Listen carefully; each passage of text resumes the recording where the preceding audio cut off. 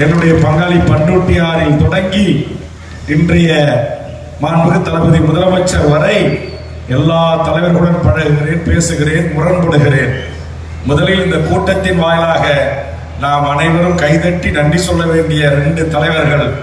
ஒன்று, இந்த மிகவும் முந்திரி காட்டை நம்பி விவசாய பூமிகளை நம்பி வாழ்ந்த இந்த பண்ருட்டி தொகுதியில் தான் உயிரோடு இருந்தபோது மஞ்சநகர் மைதானத்தின் அரசு விழாவிலே ஏதும் இல்லாத என் பண்ருட்டி தொகுதிக்கு ஒரு பொறியியல் கல்லூரி வேண்டும் என்று கேட்டேன். கேட்ட மாத்திரத்தில் தந்திட்ட தமிழின தலைவர் கலைஞர் அவர்களுக்கு என் தொகுதி மக்களின் சார்பாக நெஞ்சம் நிறைந்த நன்றியை அவருக்கு நான் செலுத்திக் கொள்ள விரும்புகிறேன். அதே மாதிரி என்னுடைய 3வது முறை இந்த தொகுதி மக்கள் வாக்களித்து என்னை வெற்றி பெற செய்திருக்கிறார்கள். என் காலத்தில் என் தொகுதி மக்கள் நீங்க எவ்வளவு லெட்டர் கொடுத்தாலும் பெரியார் ஆர்ட்ஸ் காலேஜ்ல இடம் இல்லைன்றாங்க, விருத்தாச்சலத்துக்கு அனுப்பினா இடம் இல்லைன்றாங்க, விழுப்புரத்துக்கு அனுப்பினா இடம் இல்லைன்றாங்க.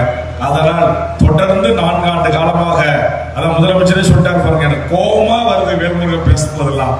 கோபம் தான் வருது, என்ன செய்யுது, வேல்முருகனுக்கும் கோபம் தான் வருது.